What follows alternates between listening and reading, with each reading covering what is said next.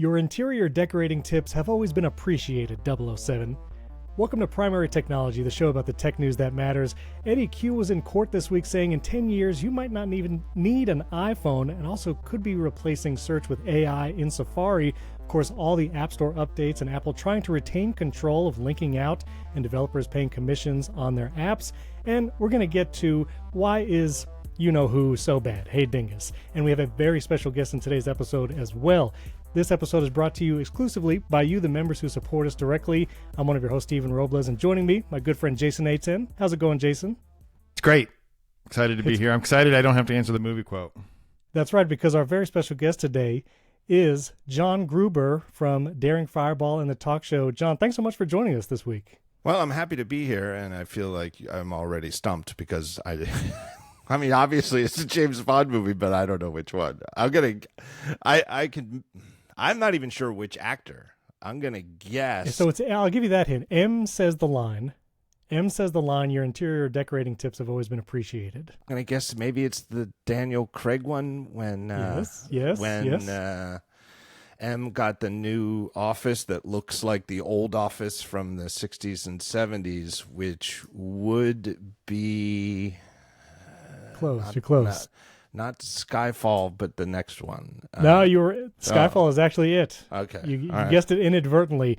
I think it's the scene when James shows up after everybody believed he was deceased, and he shows up in M's house or apartment or whatever, and she says the line. So, John, thanks so much for joining us. Of course, you being here, we're going to talk a lot about what's going on with Siri and the App Store and things like that, and Eddy Cue's last statements. Real quick, we do have some 5-star shout-outs when people leave us reviews. So J. Martin 2004 from the USA, thanks for that. Let Them Cook, ironic name, from Germany, thanks for the 5-star review. And JO3LD from the USA, thank you all for that. And one other question for you, John, and I promise this will be the last pop quiz, but you have mentioned a application or a program that you used to use in your publishing days. And I've always wanted to mention that I have also used it. And it was one of my first jobs. I was actually designing brochures, and I had never heard of this application before. And then I was introduced to it there at that job. But might you guess what page layout publication application might I be talking about? Or Quark Express, clearly. Quark Express. And that is the one I used. And mind you, I guess Quark Express is still around. It's still doing things. You can still get it, 2025 version. But I used that in 2011, John, in my job. For me, my time in Quark, mid-90s, so it's a lot longer ago. I mean, and then I used it through the 2000s, but then just sort of did less and less and less print stuff. I used to, because I knew it so well, I would use it instead of a word processor. I mean, everybody who kind of, if you really got into Quark. So even if I had to write like a letter, I would just fire up Quark Express. Use Quark Express. Right. That's hilarious. Yeah, it took me a while to get used to it. I had never used something like it, but you know, it had its good points. It had its tools. Well, let's get into Eddy Cue. Yesterday, Eddy Cue was actually in court testifying. This is during the Google Remedies trial. And of course, the court is trying to decide what to do with Google Chrome and maybe even the deal that Google has with Apple, the $20 billion a year. And Eddy Cue said some interesting statements that kind of shook Google's stock price and also said some things about the iPhone. Namely, he said you might not even need an iPhone 10 years from now, as crazy as it sounds. That was a direct quote he said while he was testifying due to AI and the advancement there. He made the comparison to the iPod and saying how Apple killed that off because of the advancement in other technologies. So that was a wild statement. I'll be curious our thoughts on that. But also that Apple is looking at adding AI search to Safari. So right now in the address bar, you can search and that default is Google, and that's that $20 billion deal that it seems like Eddy Cue might be trying to save. And upon that announcement of AI being in Safari, Google definitely took a hit yesterday, because obviously that would be a big deal if somehow in Safari when someone searched, it was an AI search or using an AI tool like Perplexity rather than Google. And so, yeah, John, I'm curious. I mean, Eddy Cue being on the stand yesterday, is this to kind of save this $20 billion search deal that they have with Apple, or what is he doing on the stand saying things like this? Well, I I wish that we could watch, right? Because Eddy is always entertaining. I wish we could have seen Schiller when he was testifying in the Epic case too, because I think listening to them, or even just listening to them, if it wasn't cameras, I would love to actually hear his testimony. But we only have the quotes to go by, and I think they were only reported by Bloomberg. I mean, it seems to me like when I flashed through Tech Meme, it seemed like everybody was getting their quotes from Bloomberg's sourcing of the quotes. I think the Verge is in the courtroom. Okay. So maybe the Verge has original quotes too, but original quotes. But I think in this particular case, I mean, it's always helpful to tell the truth when you're under oath, but I do think that if Apple has an agenda, and I'm not saying that anybody, well, now we can't say that anybody from Apple might ever be accused of perjuring themselves on a witness stand, but I certainly don't think Eddy Cue would. And that's not even what I'm hinting at. But when you have an agenda and you're trying to, comply with being under oath and answer questions that, the questioner might have a different agenda, and you're trying to squeeze your answers and what you can recall, right, which is the famous out when you're on the witness stand. I don't remember. You're trying to steer towards your agenda. They're trying to steer you towards their agenda, and you meet in the middle. But in this case, I think what he's saying, it's obviously true, right? It is kind of surprising to hear a very high-level executive say you might not need an iPhone in 10 years.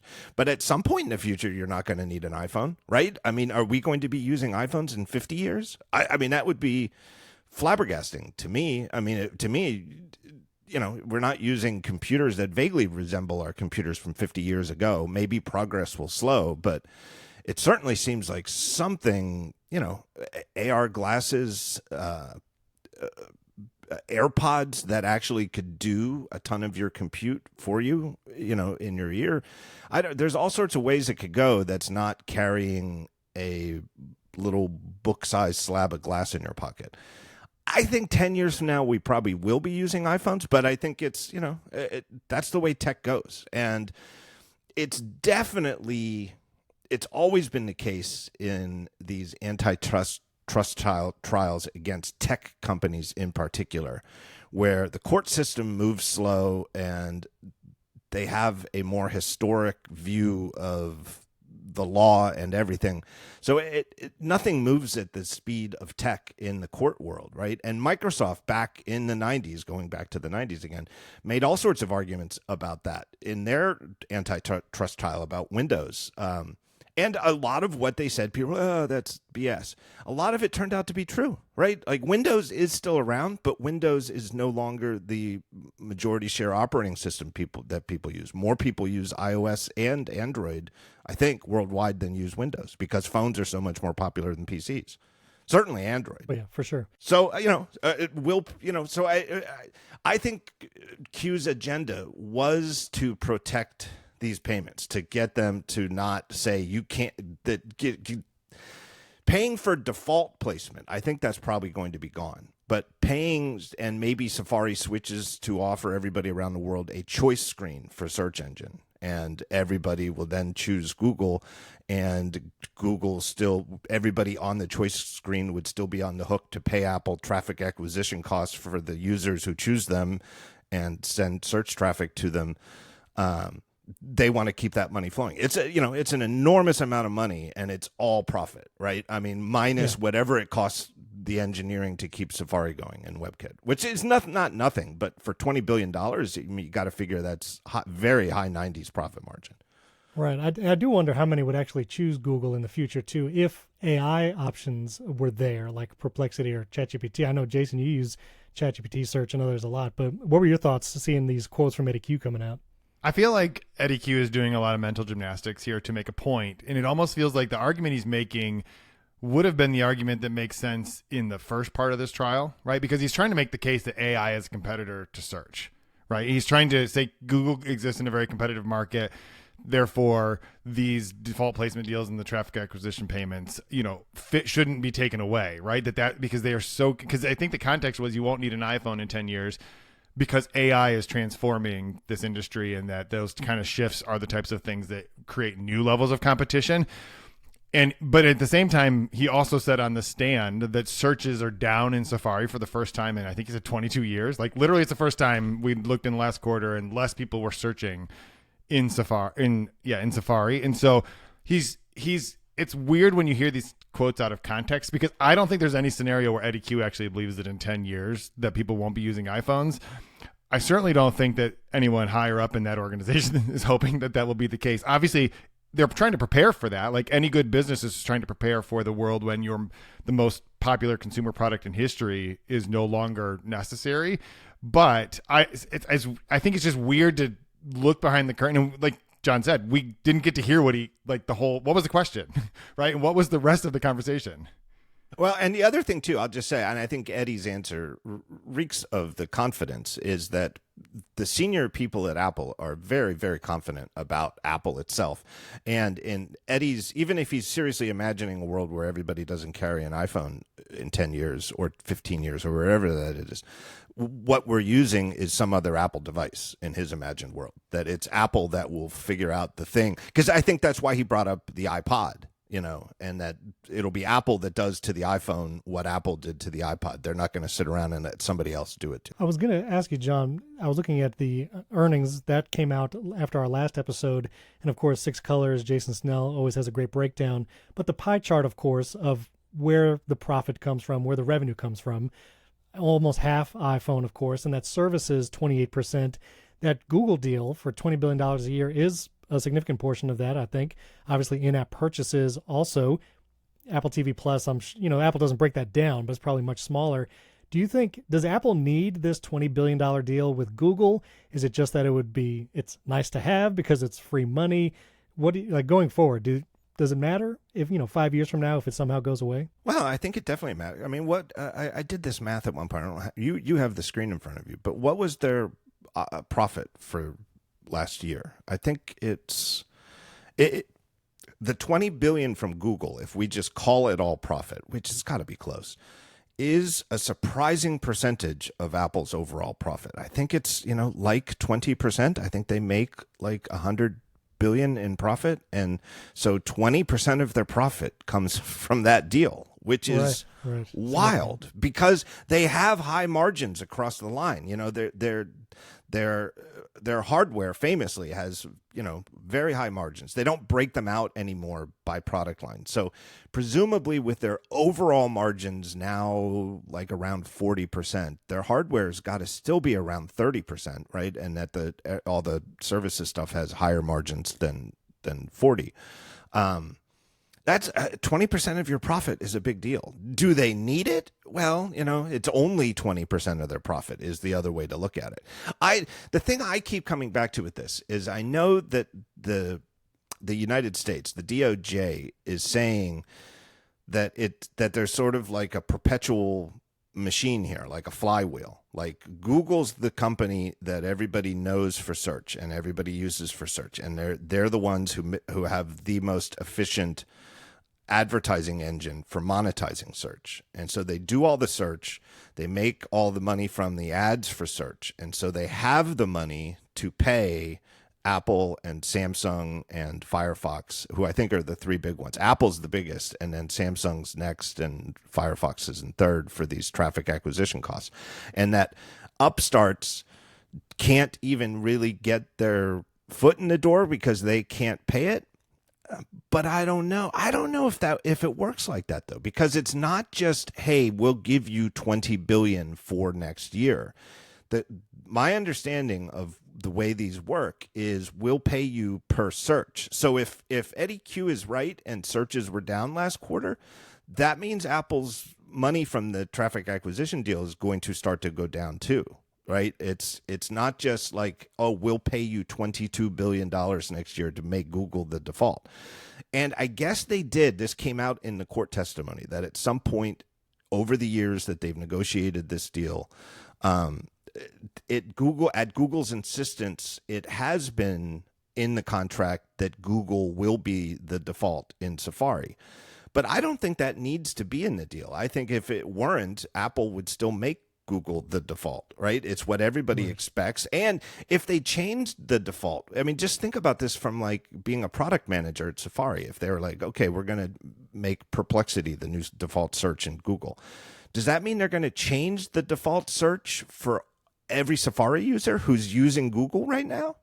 Or is there, does Safari have a memory in its preferences? I've never spelunked through the preferences file to see, did you ever change from Google to Bing and then back to Google and expressed an actual user intention to use Google? Or are you just searching, all your searches go to Google because you never changed it, which is surely the majority of users, right? The majority of Safari users have probably never changed that setting.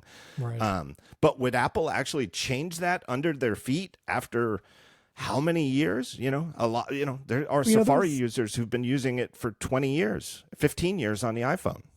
And I know, and Jason, we just talked about this before we recorded, but, you know, there were rumors years ago that Apple was going to do its own search engine. One could argue Spotlight tries to do that sometimes, you know, especially on your phone. If you swipe down on the home screen and search for something, it'll try to just give you results, or it'll send you to Wikipedia or whatever. And so I don't think that Apple would put another default without some kind of deal, like being Perplexity as a default search engine. I don't think they would do that. But go ahead. Well, I just want to say the other thing I do know, I don't know how much, but I do know, I've asked like representatives at DuckDuckGo, and I forget who else I've asked, but everybody in that hard-coded list of options in the U.S., it's like DuckDuckGo, Ecosia, Bing, there might be one more that I'm forgetting. But Yahoo, is Yahoo still there? Yeah, Yahoo's still there. Everything. How in the world did I forget Yahoo? But they all have traffic acquisition cost deals with Apple too. So if you're like a diehard Yahoo user and you switch your default in Safari to Yahoo, Yahoo Groups is my homepage, actually.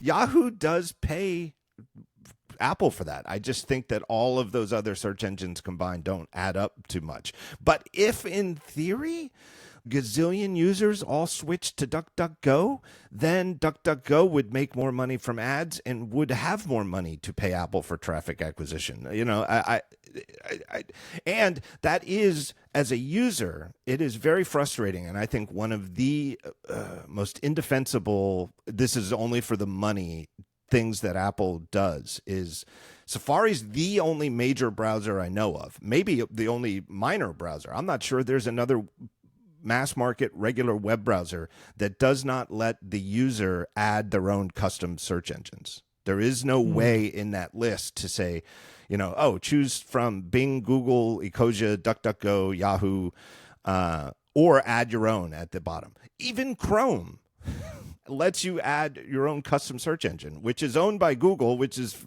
now being held as a monopolist. I think even Google, and again, it's sort of the same way that Eddy Cue, I think, is very confident that if we're not using iPhones in 10 years, we're going to be using some other new Apple product. I think Google was like, this would probably be a bad look for us in the future because, you know, we do have a monopoly on search to not allow this. And I think they were like, sure, how many people are going to switch from Google? We know they want to use Google, you know. Jason, I'm curious your thoughts in a second, and also would you switch it to a ChatGPT search by default? Because I know you like using that. I just checked Brave browser's settings, and like you said, you cannot choose a search engine outside of what is hard coded in, but you can use Quant. I've never heard of the QWANT is apparently a choice in Brave, but you know, Jason and I have talked about Google search results, especially in the past year or so, and I've been increasingly disappointed by it. One, now I get an AI overview 9 times out of 10, no matter what I search. Sometimes it's okay, sometimes I prefer not, and we'll scroll down. But Reddit services answers all the time. Like, I feel like 3 out of 5 of the top hits whenever I do a Google search is Reddit. And I've used some AI tools and trying to increasingly use it because I just get better options. I know, Jason, you were just asking questions about Phil Schiller earlier and getting better ones. Would you switch your default from Google to something else? I mean, no, but okay. I mean, but I want, like, what John was saying is interesting because I think about every time I open the Edge browser, it has accidentally switched my default search back to Bing. Like, and it's like, you can go back and change it, and it's like, we're sorry, there was a problem. We had to re-update your, I'm like, the problem was I switched away from Bing. Let's just be honest about what's actually happening here. But John, I'm curious, it seems like this Google search deal if I'm Google, I'm more than happy to like take that away, DOJ. Let me just throw this to you as the sacrificial, because there's, like you said, they're still going to get all that traffic. People are still going to use Google. That deal, I think, is way more important to Apple than it is to Google, which is why they sent Eddy Cue to talk about it. Like, please don't do that, because Apple, like, it's really money that is a payment to not build a search engine. Essentially, That's what Google was doing. It's like, we're going to give you this money, because otherwise it doesn't make any sense how that works, because Google, like, if there's no default placement, there's no motivation for Google to pay for it, because people will just make it their own default anyway. So the payment is really for Apple to not build the search engine. But we're and that was the whole reason that Apple originally hired John Giannandrea, right? Like, he was ahead of Siri, and part of Siri was going to be to build out. I mean, you search Siri for things. Well, at least the pre-current version of Siri, you get those little list of like, here's some options on the web, or if you do the pull down on your iPhone, some of those results are Siri search, right? Like that. So they do have a search engine.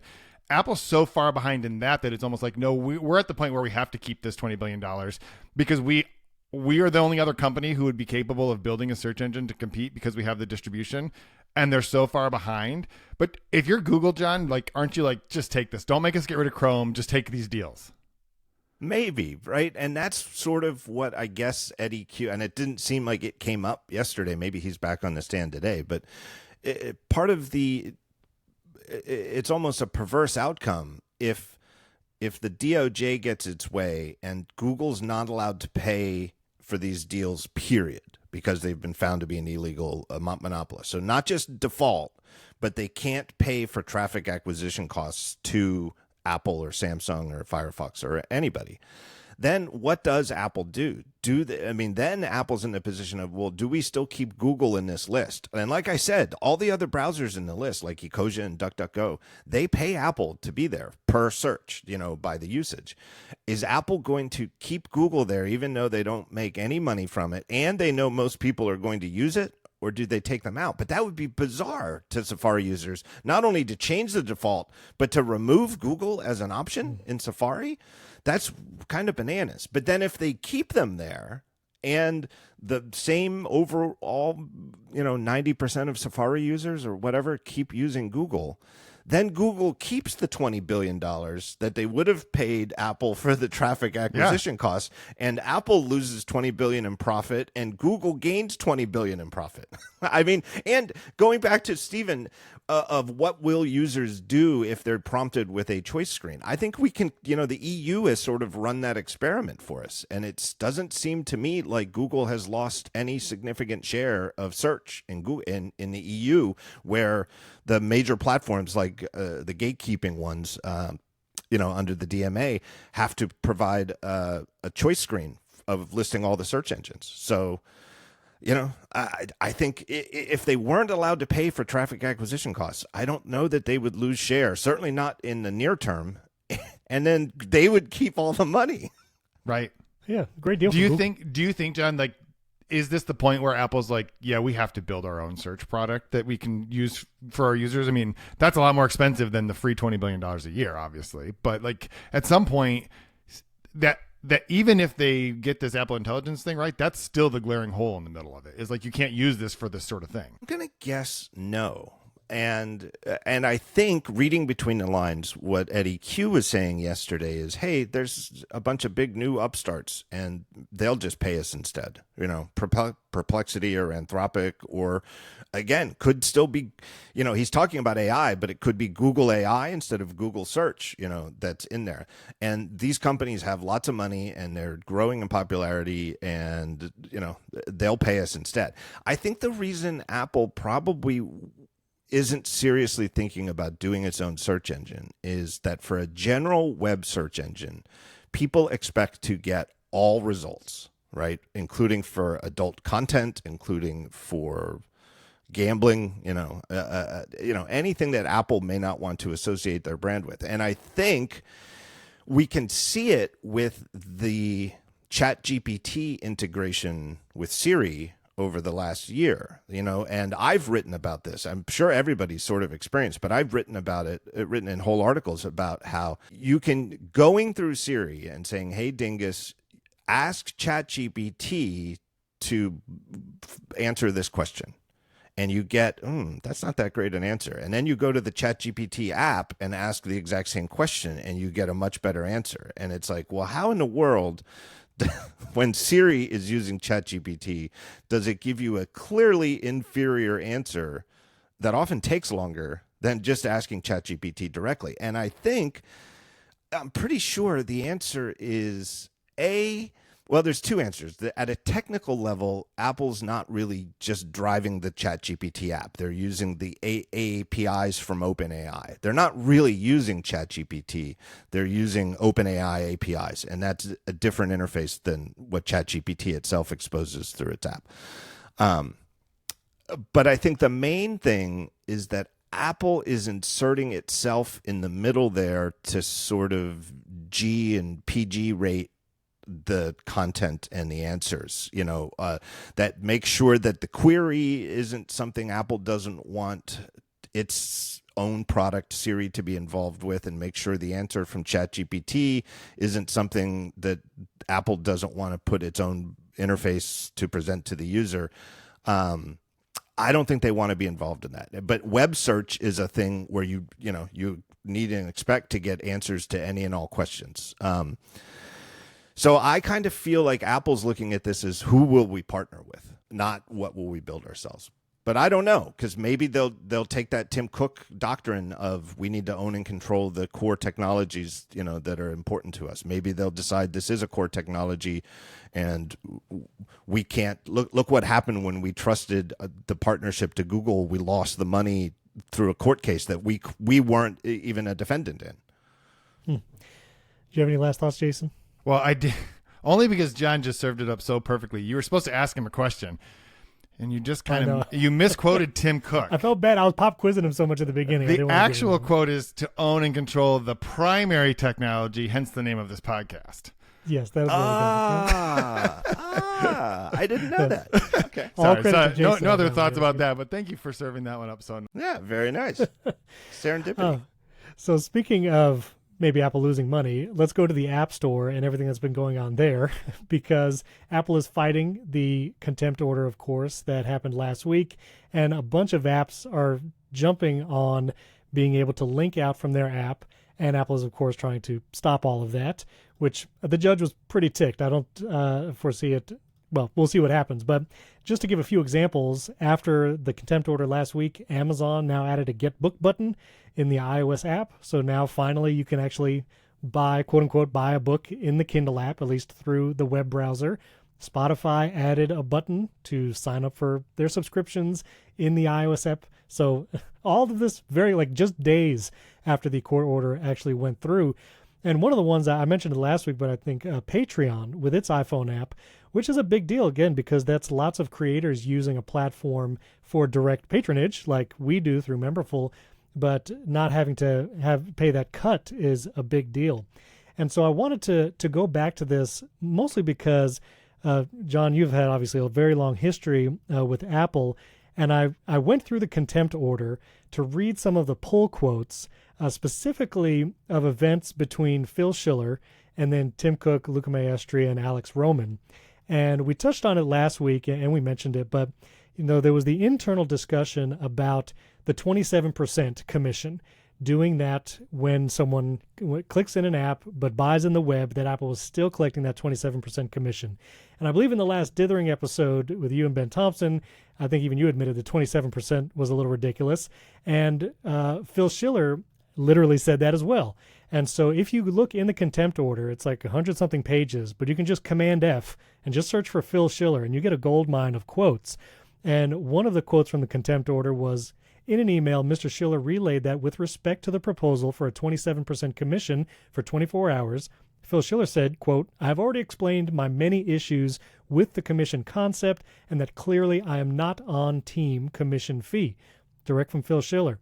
And then one other quote, this is from the contempt order, it says, as Mr. Schiller was not advocating for a commission and Mr. Maestri was fully advocating for the lucrative approach, Mr. Cook was the tiebreaker. So between Maestri, Schiller, Cook was the tiebreaker.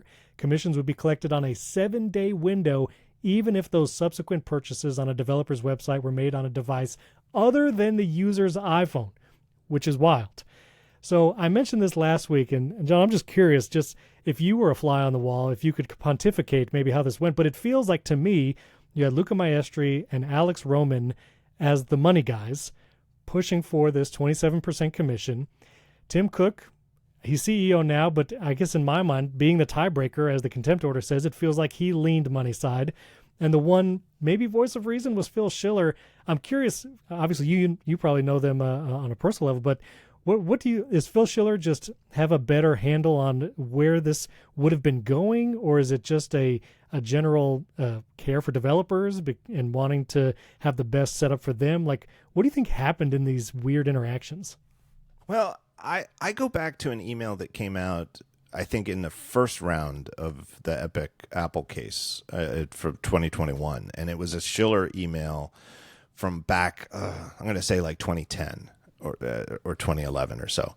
And Schiller had proposed inside Apple that once the run rate, Apple's take from the App Store, once it reached 1 billion annually, which I guess was already heading there around 2010, 2011, that once it hit 1 billion, maybe they should cap it there and then start lowering the commission rate, go to 85-15 or 80-20 first. And then if it still gets to 1 billion, keep lowering it, that Apple would just make $1 billion a year from the App Store and then lower the rate. And it's not that Phil Schiller is anti-capitalist, right? And it's not like Phil Schiller is, does Phil Schiller think Apple should make a hefty profit and have high revenues? Yeah, I think Phil Schiller definitely knows that. I think, his decades leading their product marketing and probably, being at the point of assigning the prices to their hardware products and stuff. He's on team profit if we're going to pick teams within Apple. I just think, though, that Phil Schiller has always, because he still is. This is why I think he's running the App Store. But going back further, the developer relations team within Apple always eventually ran up the chain to Phil Schiller before it got to Steve Jobs. That Schiller reported to Jobs, but the whole developer relations team reported to Schiller. WWDC was always and still is a Phil Schiller production. And he knows, I think he's on team, again, I think picking teams, he's on team third-party developer. And he knows that is a virtuous circle for Apple, that having developers who are successful and thriving and happy to be building software for Apple's products using Apple's proprietary APIs, making iPhone apps that are very native iPhone apps and that take advantage of features that only exist on iOS or only exist on the Mac, or, use use iCloud syncing to make everything secure, to sort of lock everything so that, when apps use iCloud for sync, the developer can't access the data. And so users can trust that. Phil Schiller can use an app like that and know, hey, I'm using a third-party app and I'm Phil Schiller, but I know it's using iCloud sync, so I know they're not snooping in the data. And to keep that going, you want to keep developers happy. And developers very, very clearly have grown increasingly unhappy developing for Apple's products over the years. And I think Schiller, not that he saw it coming, but I think he was, thinking as far back as 2010 when it wasn't regulatory or antitrust pressure, but just this is the Apple way of doing this. Let's keep these developers cheering and happy when they show up at WWDC. And one way to do that would be to lower the commission. And on this new proposal, I think Schiller just knew that it wasn't really, this 27% and track them across the web. They knew that nobody was going to do it, right? It wasn't that they thought they were going to collect 27% from purchases users made when they left apps and maybe even are using other devices. They just concocted a scheme that was so ridiculous, that the rate was so high, that the tracking requirements are so obtuse. There was stuff in there where you had to open your accounting books to Apple so they could account, and double check that you're not booking. Cheating them. Yeah, cheating them. The most profitable company in the world. And wasn't there a report that just last week where somebody figured out that there were only like 34 apps in the whole whole App Store that ever used the link out policy. I mean, I know that sounds like a ridiculously low number, but just anecdotally, have you guys ever run into one? I think the nature of our racket is we try more apps than typical users, right? New apps, you get like an email from somebody like, hey, I have a new app. And a lot of times I'm like, hey, I'll at least try it. I try a lot of new apps and, I'm like, most of them don't stick. I have never seen an app use that link out feature. Right. Never. I don't know. I mean, I guess. And so I think I think Gonzalez Rogers, the judge, she more or less called them out on that. Not that this is ridiculous and you're taking too much money. She more or less called them out on you backwards engineered a scheme that you knew no one would use. Right. Right. And honestly, I think, this whole App Store thing, does Apple bring value by the App Store and making it easier for developers to distribute internationally, payments and all that kind of stuff? And I'll just use an example as this podcast, because we offer a paid membership directly through Apple Podcasts, where we pay Apple a commission on that, just like an app developer would. And we also offer it outside. Like we link out in the show notes in Apple Podcasts. You can click a button and go over to Memberful and sign up. And for this podcast and previous shows that I've done that same setup, we have 2 times more people paying us directly through Apple Podcasts than we do for Memberful. And I think there is value there, because that basically frictionless process of someone being able to give us money is well worth it. And it's a pain in the neck to have to upload subscriber audio to Apple Podcasts and manage this kind of like dual feed thing. They also strip out our chapters. And so, but I deal with all that because they have 2 times more conversions and way more people can sign up. And plus international is way easier. So there is value to the App Store.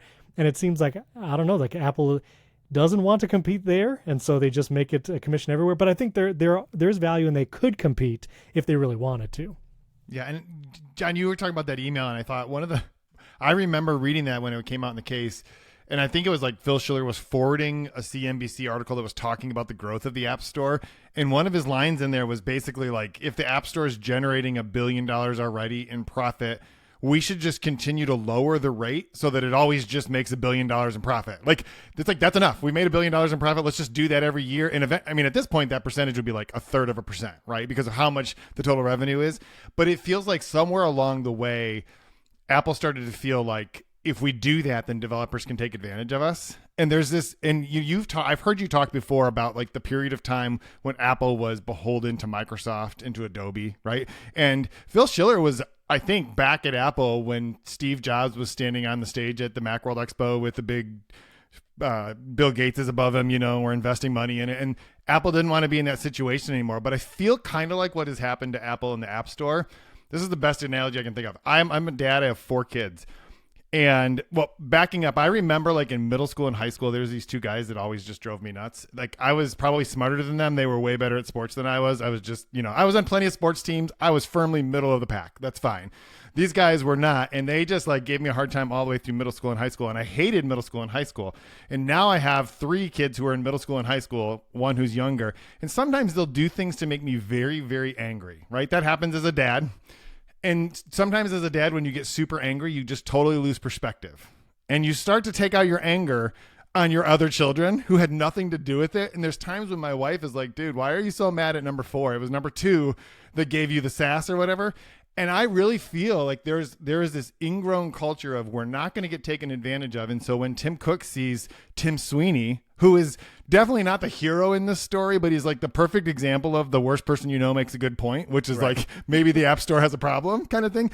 And he like trolled them so hard that they were so mad they were not going to give him even an inch, that led them to contempt of court, right? It's like they're the parent who's so angry at child number 2, they're taking it out. Because here's the thing, like the developers that we all know, like Casey Liss, David Smith, they are not Mark Zuckerberg, Tim Sweeney, right? Jeff Bezos in the Kindle bookstore. And yet I feel like Apple has transferred that rage towards we're not going to get taken advantage of and created policies that have just completely squandered their relationship with all of these other developers. And it is so interesting to just think that like there was a point in time when Phil Schiller's perspective was like, maybe $1 billion is enough. Like, and someone along the line was like, actually, but that would be letting developers take advantage of us. Yeah. There is a sense of entitlement, right? That a lot of Apple executives seem to have, where they truly believe that what they've built with iOS and the App Store and the number of people who download and use apps, through the App Store compared to how many people download and installed apps on PCs, including Macs before the App Store, that this is so useful and so, innovative from them that they really are entitled to their 30/15% cut. It is theirs, and it's like unshakable for them to come away from it. And I think, again, I can't speak for Phil Schiller, but I think he comes from this era of thinking of Apple's relationship with all third-party developers, all of them, as a partnership. And yes, he remembers when Apple was the lower hand in the partnership, and he would like to have the upper hand. But I don't think Phil Schiller would have ever imagined, looking at even the biggest software businesses. And we mentioned Adobe and Microsoft, who were two of the biggest software companies on the Apple platform in the 90s and are two of the biggest companies making software for Apple's platforms today. I don't think Phil Schiller looks at that and thinks Apple should be getting about 30% of their revenue from the software on the platform. It just isn't how it works, but I think that Tim and Luca were looking at it as, we do deserve that, Yeah. Well, I wanted to move before to Apple Intelligence, and we're nearing WWDC. It's just now a few weeks away. And there were obviously announcements at last WWDC that didn't come to fruition, obviously around Apple Intelligence. And because we have you, John Gruber, wanted to play some clips from your show and get your thoughts on what happened between those moments of you having Craig Federighi and John Giannandrea on stage and Greg Joswiak, and to where we are today, and what might we see them do this dub as either like re-announce things or what were they doing. So I just want to play two quick clips. Again, this is from the talk show at WWDC last year. This first one, you had just said, let me give you a new slogan. We're serious this time about Siri. And you did that joke. And then this was John's response. It's gotten better over the years. Let me do some here. How many days has it been since January 1st? Let's see if Siri can answer it. No, kicked over to ChatGPT because Hey Dingus doesn't know. It doesn't know. It can't count the days, and so I don't know what's happened there. But one other quick clip, and this is again talking about the correcting your request and Siri understanding. This was one of the features that was announced at DubDub, saying, if you start saying something and then correct yourself, Hey Dingus should be able to understand that and work it out. And so here's John on that. So I recently did a video comparing Perplexity's app and its new integrations with the iPhone and the Hey Dingus specifically, and just the ability to parse an email, like splitting the subject and body. Hey Dingus basically put the entire email in the subject line, like you might have a family or relative do when they send you an email. And so here we are a year later, there's the whole email in the subject line, which is, super cool. But anyway, that was a year ago, basically at DubDub. And obviously they announced that some features weren't coming. I'm just wondering, you were on stage with them there during the live talk show. When they were talking about Apple Intelligence, the semantic index they talked about on your show, did they know then that it wasn't going to happen this year? Like, what was going through their minds? So if there's anything I've written about in recent weeks that I feel like I haven't been clear enough on is I definitely think they thought they could ship it. Now, did all three of them believe that equally? Federighi, Jaws, and JG? I don't know, right? And I really don't. Like, it's not like, backstage, Federighi would say to me, I don't know about this. I don't know if we're going to make this in a year. No, of course not. He's not going to say that even off the record, right? They're all team players and they're all behind it.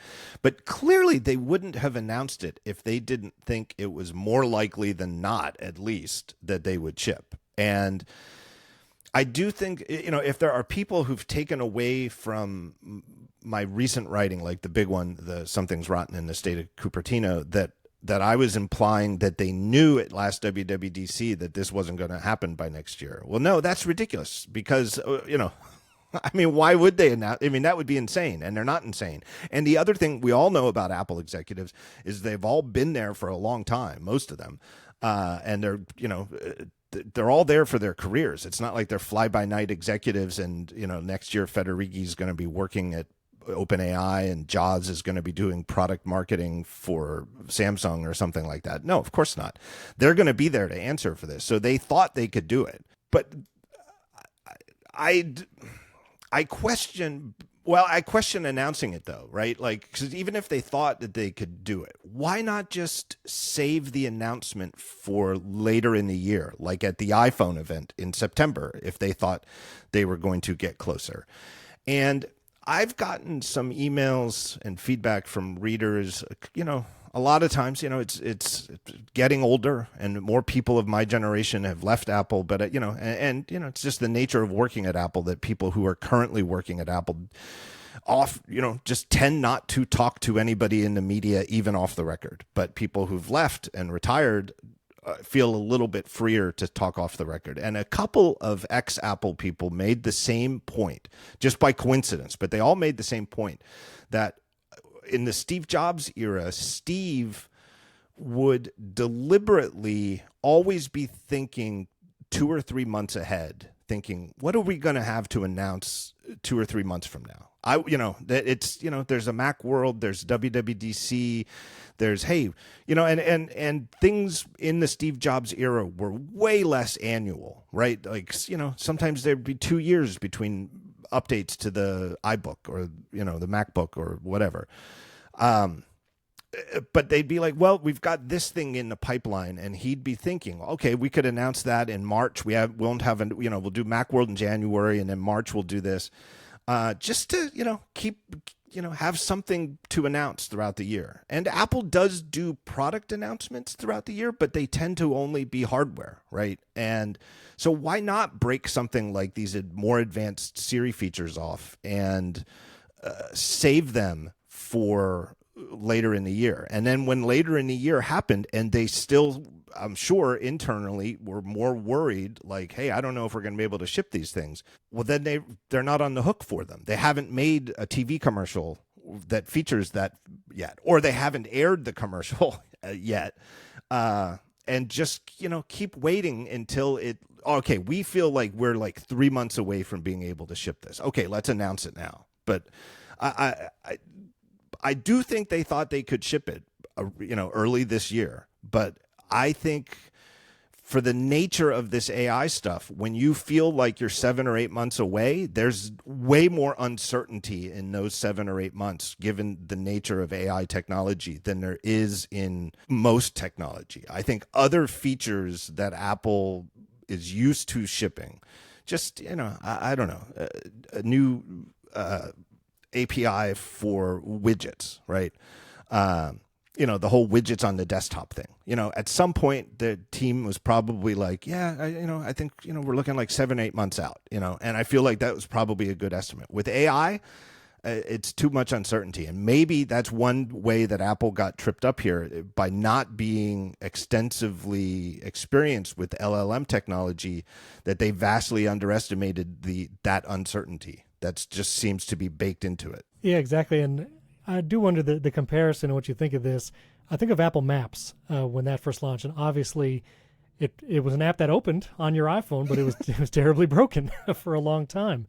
And now we are many years later, and there's actually almost an affinity for Apple Maps. I see on social media, even on TikTok, how people will compare Apple Maps and Google Maps, and they prefer the design of Apple Maps, and they say it works well.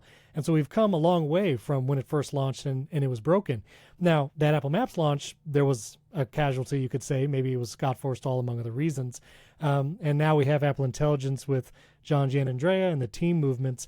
But I'm curious, do you think this Apple Intelligence is maybe closer to the Apple Maps, where it's now a rough launch, but years from now it's going to improve and then we'll just forget about it and people will just appreciate it? Or is something else going to happen? It's a good question. I think one of the differences is, and one of the things that made the Apple Maps debut so contentious, is it was immediate regression for users, right? And just to quickly summarize, the original Maps app on the iPhone was powered by Google Maps, and it was a partnership. It wasn't an app made by Google. It was an Apple app using Google APIs, and they had a partnership for the details, but it didn't include turn-by-turn directions. That was, I know it sounds ridiculous, but it wasn't really a feature on phones. You had to have wasn't it just assisted GPS too? Like it didn't have. Yeah, for a while, iPhone. right. Yeah. It didn't have GPS, and it was like triangulating between cell phone towers and stuff. But the actual maps themselves were not vector maps, and meaning they're not scalable graphics. They were bitmap graphics. So when you were zoomed out and you could see the whole state of California, you had a certain map tile. And then you'd zoom in and zoom in and zoom in, and it would have to download new map tiles to get bitmaps. So they wanted vector maps instead of bitmap maps, and they wanted turn-by-turn directions. But they didn't have a deal from Google for that. And Google was holding out over them, well, we want users to be able to sign into their Google account. We want to track their location. And Apple was like, we don't, Apple was between a rock and a hard place. Google wanted terms that Apple didn't want to give them for privacy and location data, but Apple needed the better maps and the turn-by-turn directions. And I think Google, it was like a poker game, and Google thought they're going to fold because they need turn-by-turn directions in these maps. And Apple was, and Google, I'm sure, knew that they were working on their own internal maps product, but that it was way behind. And they're like, they're not going to ship that. Well, guess what? Apple went with, we'll just ship it, and grind out for a decade to come to improve it. The difference with Siri is Siri has never really worked well, right? I mean, so like it has regressed in weird ways. I think it used to be able to answer questions like, how many days has it been since January 1st? It literally has. I used to ask that iOS 17, and it would give me an answer, no ChatGPT integration. I don't know what happened. Last weekend, I'm like not a big horse racing fan, but I'll watch the Kentucky Derby, and it was Saturday or Sunday, and I was like, I knew, it was like 11 in the morning. I knew it was on later, and I'm not a big enough fan. I was like, is it on at like 4 or is it like 6? When is it? So I asked Siri, what time is the Kentucky Derby? And Siri's answer was, the Kentucky Derby, the 151st Kentucky Derby is today, May 3rd. And then, and I did the thing where you can continue the conversation. And I said, yeah, but what time does the race start? And Siri answered, the 151st Kentucky Derby is today, Saturday, May 3rd. And then I asked ChatGPT, and ChatGPT actually didn't give me the time first. And then I said, it gave me the day and said it's run in the afternoon. And I said, well, what time? And it said it usually starts about 6:45. And then I figured it out that there really isn't like a set time, because it, some years it's 6:40, some years it's 6:50, because it depends how many of the other races before the Derby take place. But I got, my second crack at the question to ChatGPT answered it. So I think Siri used to be able to answer questions like that better. I really do. But nobody is thinking, boy, Siri used to be good and now it stinks, right? They haven't done anything that's really messed up what used to work well. Some minor regressions, and these new ambitious features don't really work, but they're not taking it away. But the danger Apple faces on this is people are getting really hooked on using ChatGPT or Perplexity or Claude or these other systems for these things. And even if they catch up, why would they go back to Siri if it's just to catch up? Siri would have to get somebody to switch. You really do have to offer more or less like a 10 times better product. If you make a word processor and you want people to switch to your word processor, your upstart word processor has to be 10 times better in at least certain ways, right? And what are the odds that Siri could catch up? Well, that should be possible. But what are the odds that Siri is going to pull ahead and get people to go back? I don't know. I mean, what advantage does Apple have? Well, they do have their own dedicated button on the phone, right? I mean, that is not nothing. You can make the action button ChatGPT now. Right. I wonder if inside Apple they're like, oh man, why did we give developers the button? But talking about the advantage, the semantic index would have been the advantage. Right. That's the one thing. No, go ahead. Well, it's still coming, supposedly, right? So, Well, and that's what I'm curious your thoughts. And Jason, I'll ask you first. Coming at WWDC, do we think they're just going to rehash some announcements? They never really address something that didn't happen. We never heard about air power after the fact. And I think the touch bar, I don't even know if they ever mentioned that it went away. They just said we have a new keyboard. So, Jason, do you think they're going to address anything about Apple Intelligence like from this previous year, or are they just going to announce new features that may or may not come this year? What do you think? And then what does John think? I think it's a guarantee that they're going to have to talk about it in some way, because I've been on Mac briefings and they spend 20 minutes talking about Apple Intelligence because we all know what the new Mac is. Like it's a MacBook Air with an M4 instead of an M3. You know the details, but let's talk about writing tools. It's like, hang on. But I think they have to talk about it. I think what's interesting about it is that, and I'm going to answer your question, but I'm also just curious what you both think about this, because the whole Apple Maps discussion is really interesting, because at the time it was obvious that you should have turn-by-turn directions on a device you could carry with you anywhere, because the alternatives were like you buy a TomTom or one of the whatever those things, and they couldn't get it from Google Maps, so they had to build it. But Google Maps didn't even they released turn-by-turn directions on Android like 3 years before they did it on the iPhone, and so Apple could go ahead and do it because they had nothing to lose. There was no other smartphones really competing with them. That's not the landscape that they're in today, right? Like they put ChatGPT on the phone, like they did it, and also you can just get the app. So they're in a very different situation, and I'm looking for my Palm Pre just to talk about competition. Okay, but ahead. I feel like with Siri, like my kids, we have some Alexa devices, we have some Google devices, and we have HomePods in our house. And John, the running joke that Steven and I have is anytime somebody gets HomePods or whatever, or sets up a Mac, I tell them, you should turn off the listen for Siri wake word on everything except for your watch. Like that's the only thing you should ever talk to Siri for, because the only thing it's useful for is setting alarms and reminders. Like that's the only thing you should use Siri for. Anything else, you should buy a different device. And I almost wonder if Apple should have been like, you know what, Apple Intelligence, we're going to do what every other company's doing. Like I just had a briefing with Netflix this week because they're integrating generative AI into the search features on the iPhone app, and they're just sending the stuff to ChatGPT. Like it's OpenAI. Like they have they're not stupid. They're not like, we're going to try to build this from the ground up zero. Like I think that there are benefits that Apple will be able to provide that no other provider can do, right? Like all of the semantic index stuff, all of the contextually aware stuff. They don't want to give that to anyone else. But in the meantime, wouldn't it have been better to just be like, we're going to make the experience of talking to your phone better by just hooking into those APIs and just letting ChatGPT answer them? Or like, because they're in a very different situation. They're trying to do the maps thing, but they're in a very different situation. Competition, by the way. This is the Palm Pre. Competition. Oh.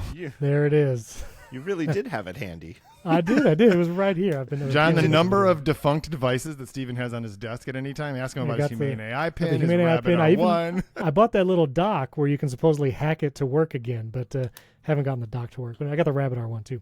But anyway, yeah, go ahead, John. What are we going to see at WWDC?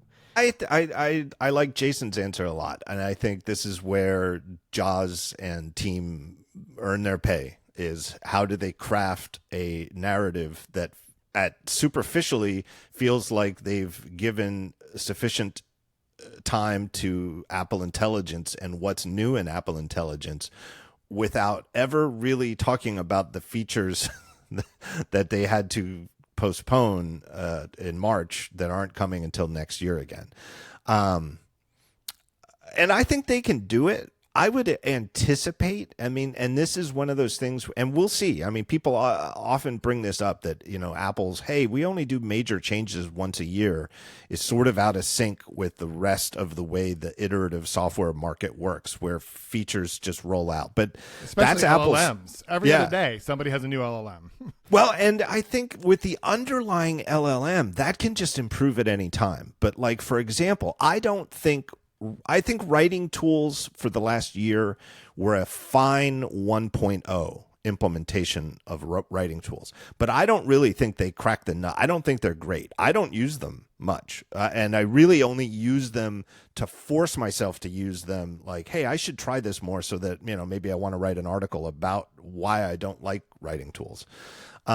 So I would anticipate that they will vastly improve the interface to writing tools. That is available to all third-party apps, right? This is Apple at its best, where it's not just you have to use Apple Mail or Apple Notes or Pages to get writing tools because these are Apple apps. All third-party apps have access to these APIs. And there was a story a couple weeks ago where somebody noticed that Meta's apps are deliberately not using them, right? It's a choice they made that they're not using them. So I would anticipate they'll have a lot of features like that to show off. I would love it. Jason, I'm sure that you're sick of this, like in the briefings, like, hey, here's a new M4. I was maybe not in your briefing, but I got the same, pat demo, but showing me for the seventh time for the seventh Apple hardware product, Image Playground. And acting it in a little demo like, oh, I'm going to send out an invitation to, my niece is having a birthday party, and let's make an Image Playground, and then I'll drag it over here into Mail, and et cetera, et cetera. And it's like, nobody does that. Nobody who uses AI to generate images is using Image Playground. Or I thought about putting that as my profile picture, honestly. I mean, I thought that was spot on. Or if they are, it's only because they're mistaken about what the best available tools are. But maybe they've got something up their sleeves, some kind of new app that they can show that actually will work and is ready to be demoed. I think they're going to just conveniently omit those more personalized Siri features that are based on the semantic index. The other thing I hope, before I don't want to leave the sunset, is I really hope they look at the semantic index as a third-party opportunity. That yes, Apple's tools will be built into it, but that they will build this in a way that your privacy is protected, and you will, it's same way with your location, right? It's not like only, and that is literally one of the most private things that your iPhone offers, is exactly where you are in the world at any time. And Apple, I think, has done a very good job of offering controls where you must grant an app explicit permission to have your privacy. Your location, you can grant it for 1 day, and you can go into settings, privacy, location, and ungrant it at any time. I think they should do the semantic index like that and let you decide which apps you would like to give access. So if you want the Perplexity app to have access to the semantic index on your phone, that's where Apple is at their best, is making APIs that make that possible, so that the app is like, yeah, we can build something awesome with this, but that the user has complete control over which apps have that access, and they can revoke it at any time. I really hope that they're not looking at it as something that, oh, we'll keep this to ourselves and only our AI will have access to it.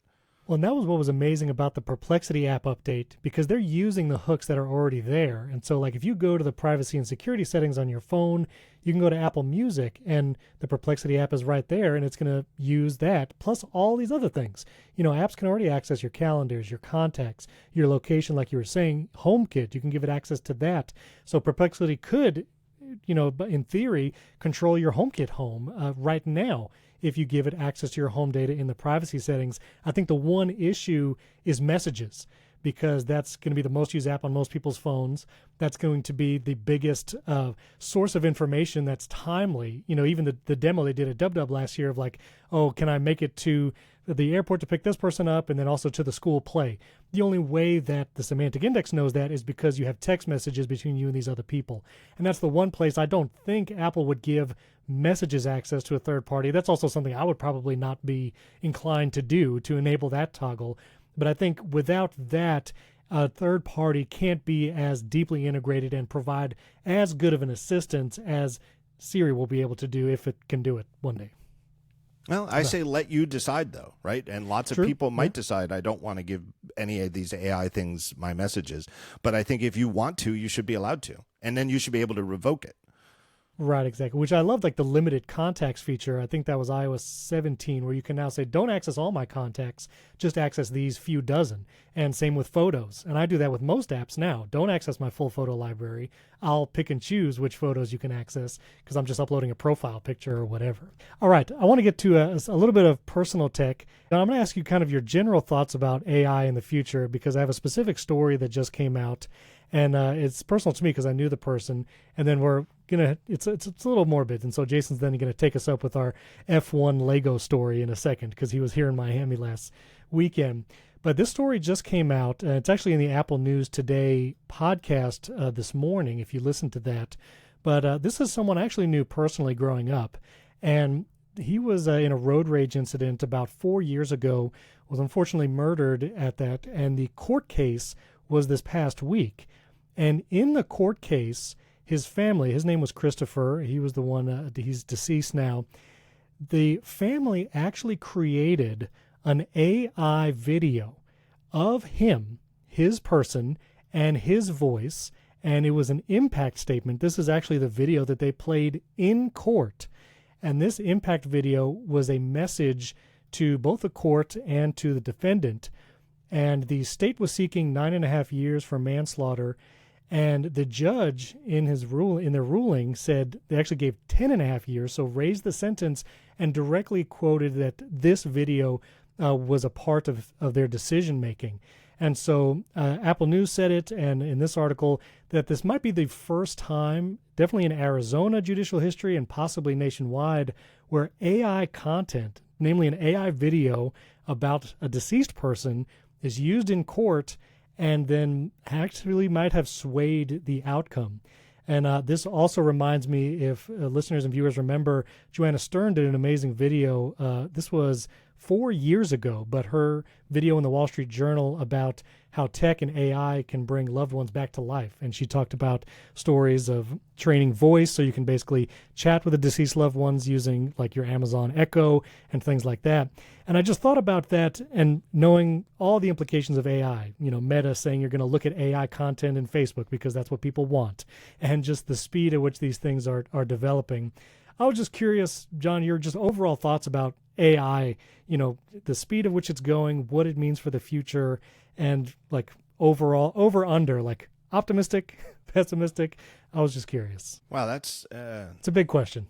I know. I'm very surprised that was permitted in court, and I wouldn't be surprised if it's grounds, good grounds for an appeal. But it's always weird when major technological shifts happen, right? Like, at some point, 100 years ago, there had never been video played in a courtroom. It was just testimony, like, did you see it? And what did you see? What do you recall seeing? And then at some point there's cameras, and there's like, hey, we've just got a video camera that's pointing out at the street and it has footage of what happened. Can we play it to the jury? And up until that point, any jury in any traffic incident, had ever done is hear human testimony from a person in the room on the stand, sworn in, saying what they saw. And now you can see video. And at this point, we're like, well, of course you should let them see the video because the video is actually better proof than human memory. I feel like the problem with this is it's sort of going back the other way, right? Like, this isn't like the actual guy's statement from the great beyond. It is imagined. And to be clear, his sister wrote the statement, and then they had the AI generated in his voice, which, again, clearly not his statement. Right. But I can see how it's, emotionally resonant, I mean, it obviously affected the judge, who you expect to be a little cold-hearted. I don't know. I guess the best thing I can say, and that story exemplifies it, is I expect to be surprised all the time, endlessly, for years to come, with the use cases that come out of this, that the only thing I'm predicting is that it is unpredictable what people will use to do this, right? It's, Have you experienced, and we talked about this last week, I was actually deep-faked in a TikTok where someone must have trained some AI on my videos, and there's a TikTok of me talking. It was not me. I did not record it. And it is clearly a deep-fake, but it has like hundreds of thousands of views, and some people might be fooled into that. I don't know if you've ever experienced this, but for me, it felt pretty violating, and also like, shoot, someone can make me look like I'm saying something right now while I'm live. That's unfortunate. Voice is, again, you can deepfake that very much. I actually have an 11 Labs AI voice trained for me if I ever wanted to use it, and it's pretty compelling. I play it for family and friends, and some of them can't tell the difference.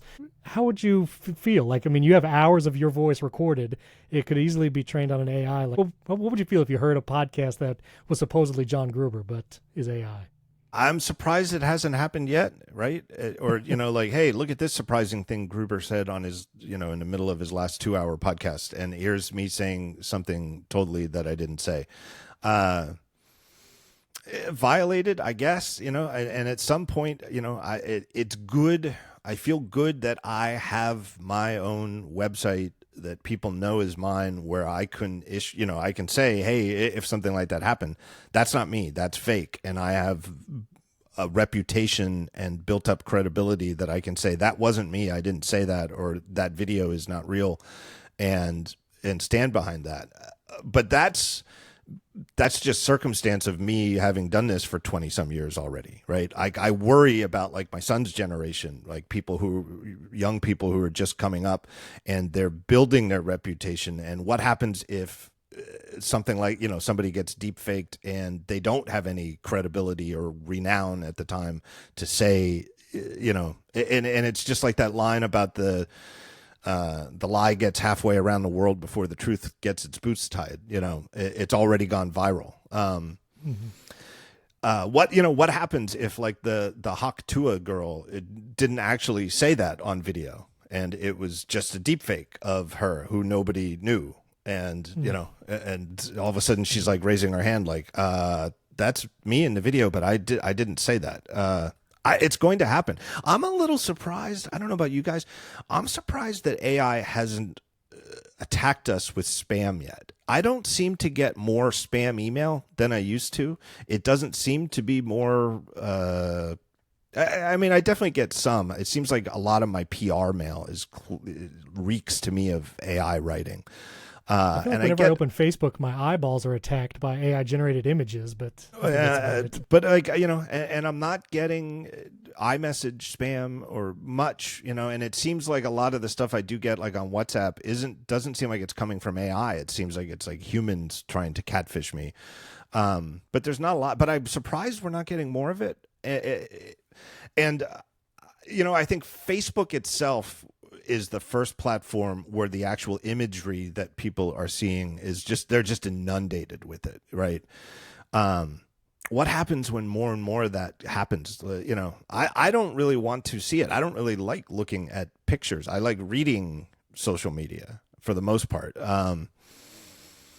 So I don't know. What happens when the abundance of AI content generation and you can make it so fast and that you can try to customize everybody's thing because it's so much faster. It was just a handful of years ago in the early days of this where somebody made a video of Steve Jobs' voice saying something, yes, and it was like at the cutting edge.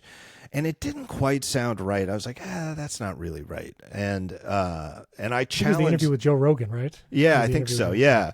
And I challenged the guy to make him, if this is real, and I wasn't sure how real it was. And I was like, well, make a clip of Steve Jobs calling me a jack or something like that. And he was like, here, and it was like on Twitter, and he was like, here you go. And it was Steve Jobs saying, yeah, John Gruber, the guy who writes Daring Fireball, is a jack.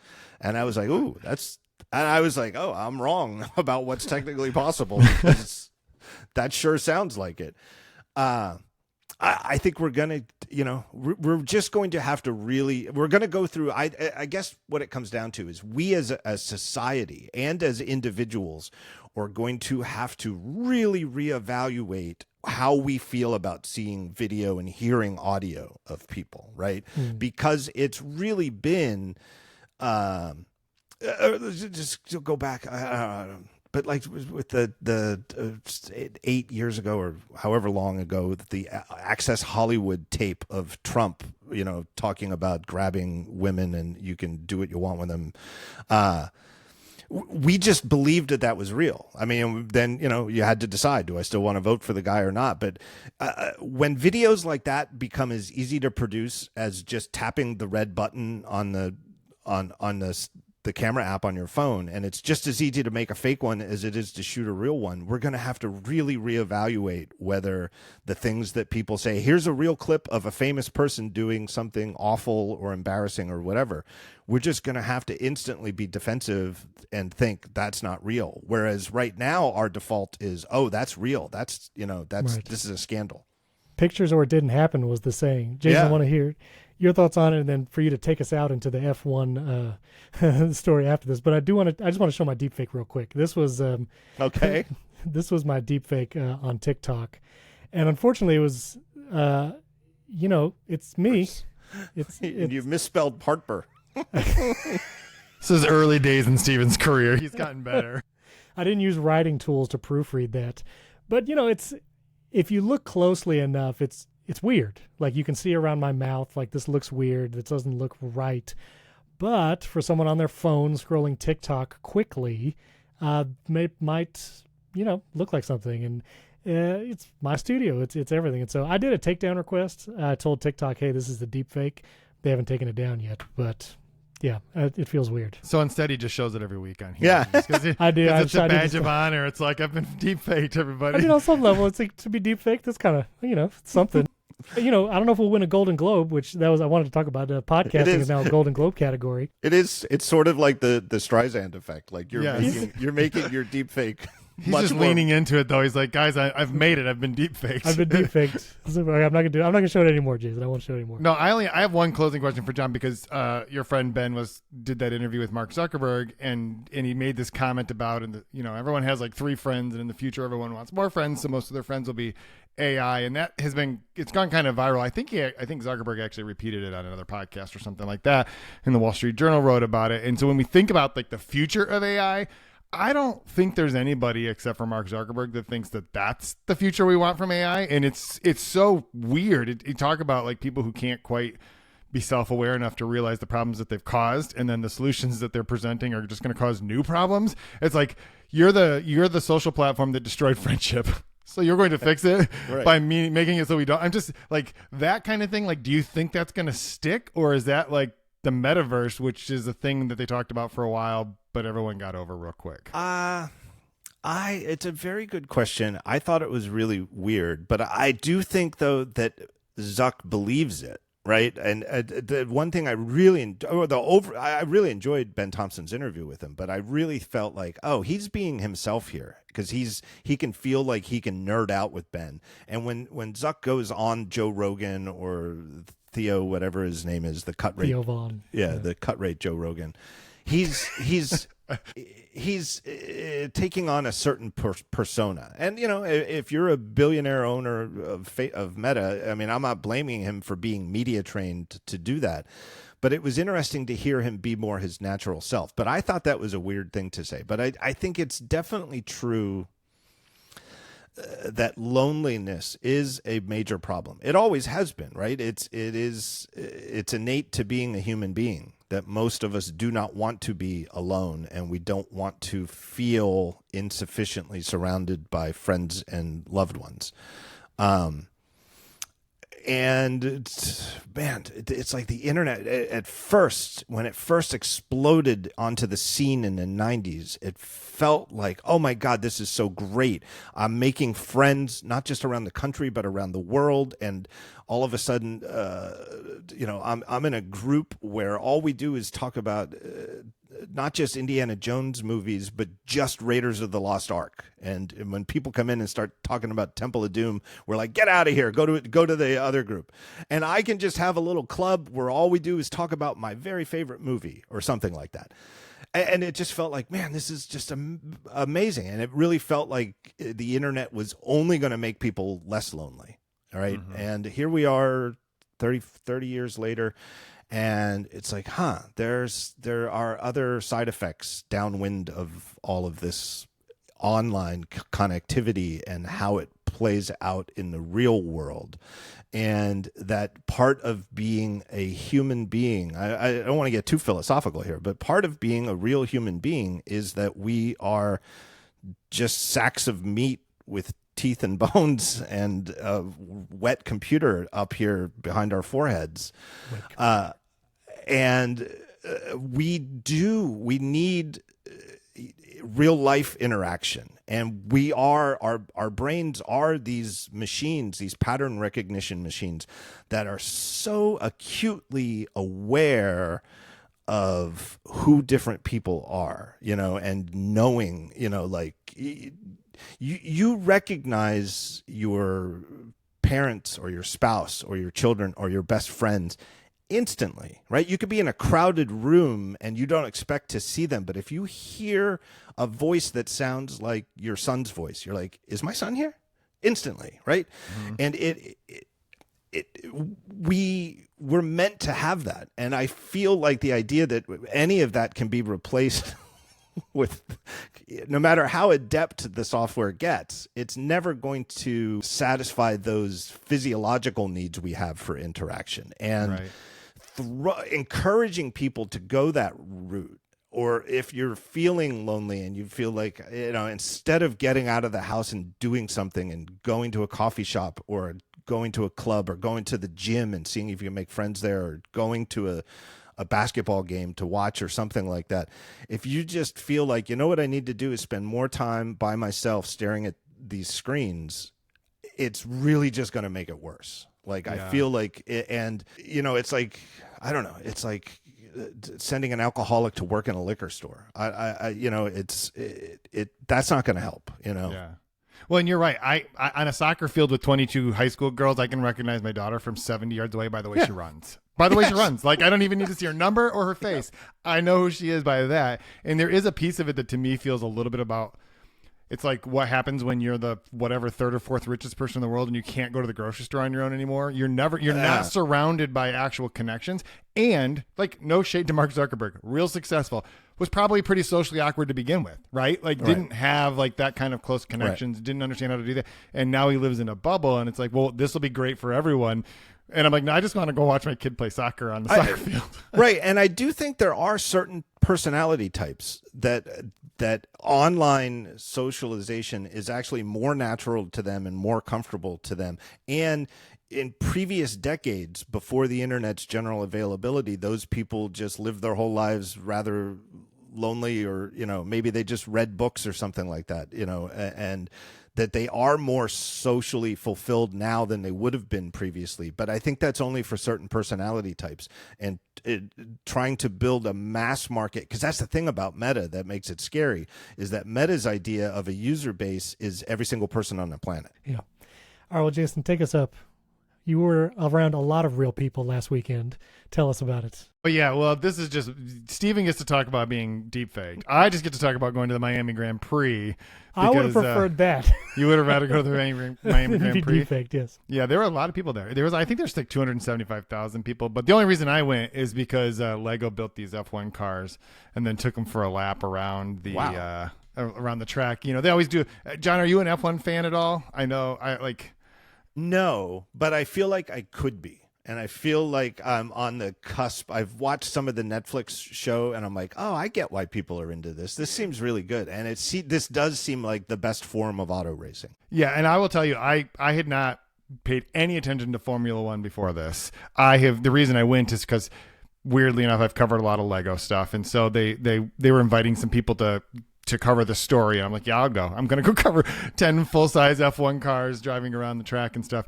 And I will tell you, having gone in person, like, I'd go back to any F1 race in a heartbeat, because it's just such a, it's like this, well, especially the Grand Prix of Miami Grand Prix is like the Super Bowl. Because it's Miami, like everybody's there, that kind of thing. So, but this was just fun to see. Like, it's such an interesting brand partnership, because to me, like, the intersection of Lego fans and F1 fans did not seem like they would overlap, but it turns out that they really do. A lot of it is, like you just mentioned, Drive to Survive has like really, I think they're on like season 8 now or something like that. And I told Steven, after the practice day and qualifying on Saturday, I was like, I got to go back to my room and watch Cars or something. They're like, no, you need to go watch Drive to Survive. I'm like, oh yeah. So I start binge watching some of that, and I'm like, I understand what's happening now. But it was definitely the wildest thing I've ever covered, was these 10 full-size F1 Lego cars at the Miami Grand Prix. So was Tim Cook at the race? I mean, I don't know. He doesn't usually clear his schedule with me. But if he was, well, here's the crazy thing, because you sent that picture. Yeah. But he did send a tweet that made me think he probably wasn't there. But if he was, that meant he was probably in Cupertino on Friday. We know he was in Omaha because he was at the Berkshire Hathaway annual meeting. Right. Warren Buffett made him stand up because he said, I'd like to introduce you to Tim Cook, who has made more money for Berkshire than I ever will. Like, just because of his Apple stake. And then that means he would have flown to Miami for Sunday. So that's the life of being the CEO of the most valuable company on earth. So you can do that. Well, we're about to do a bonus lightning round, and we're going to ask John Gruber about his battery percentage on iPhone, how he orients his Apple Pencil on iPad, and about his Mac dock positioning. So if you want to hear that, we'd love if you can support the show. You can support us directly on Apple Podcast and give Apple a cut of what you are supporting us, or you can support us directly in Memberful. You can go to join.primarytech.fm, and we'd love to have you there. Thanks to everyone who supports the show right now. And if you could leave us a 5-star rating and review on Apple Podcasts, we'll give you a shout out on the show. John Gruber, thanks so much for being here and recording with us. Well, thanks for having me. And yeah, do it through Apple Podcasts. Help Apple out. On brand.